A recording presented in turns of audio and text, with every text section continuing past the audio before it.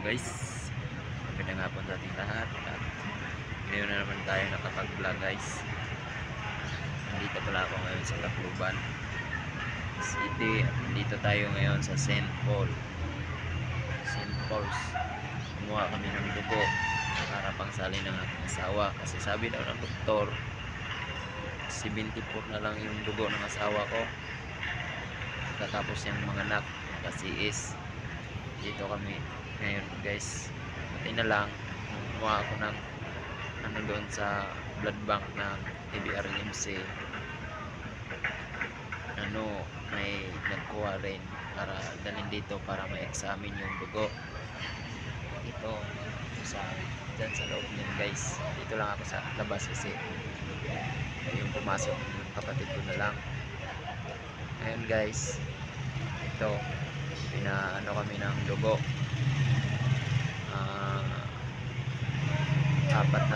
Tatlong bag ng dugo. Kailangan daw magbayad, wala akong pera. Isa lang yung na ano ko ng bag ng dugo, pina-examine. Sabi kanina ang babayaran 900 plus, tapos may dumating doon na kumuha rin ng dugo, 1,100 daw yung bayad, tapos may bayad daw na 60 kasi holiday ngayon. Kaya ito guys, dito ako, isa lang yung ko para mansalin ng asawa ko, tapos 2 oras pa yung maghintay bago yung result, kasi tingnan daw yung dugo kung baka may mga sakit. Kung magkamali yung dugo, pag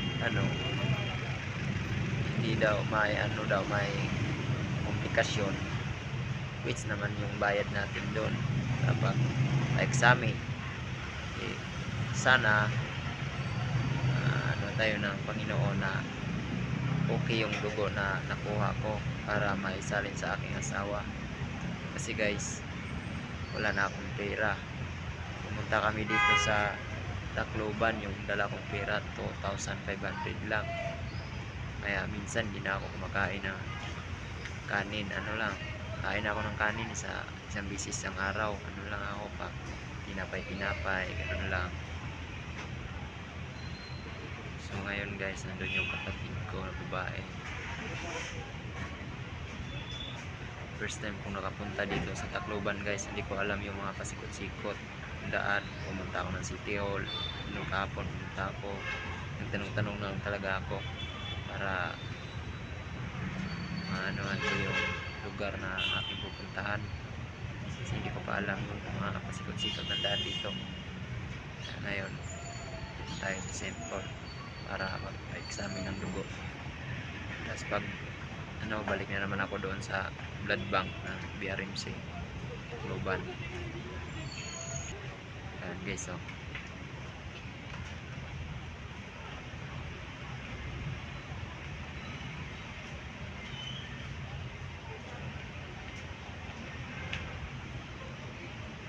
ibang klase talaga yung doon ng kukuna ng dugo guys, kasi sinabi ng doktor nung punta daw ako doon, may dinala ako na papel. Yung dala kong papel, blood requisition, tapos sabi wala daw silang available nung nung 22, tapos ngayong 22, tapos pagkagabi nagpunta na naman ako, ang sabi wala din available yung dugo. Kaya nagpo-post na lang ako ng sana may makatulong ba na gano'n ang dugo, magdodonate. Yes, may naman ako na magdonate ng dugo.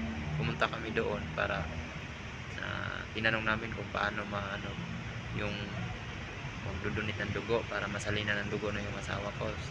Sinabi naman doon empleyado, babae siya, sabi niya na wala daw problema yung dugo kasi marami daw silang dugo na stock. Nung una sinabi wala daw, tapos bumalik ako na may dala ng nag-donate. sinabing mayroong marami daw dugo. So ngayon guys, magbayad daw ng 600, pero sa Wednesday pa makuha. Kailangan na yung dugo ngayon. Kaya ayun, magbayad ng 1,000 plus. Umutang na lang ako ng pera para pambayad, para masalinan na talaga ng dugo. Isang bag lang yung ano ko guys, dapat 3 ay walang pambayad. Kaya hindi naman nag-success. Ayan yung kapatid ko guys. Ayan, siya yung pumasok doon para may ano yung dugo. Siya yung pumasok doon guys, siya yung dala ng dugo. Hindi pag resulta lang naman ko na ito ihatag.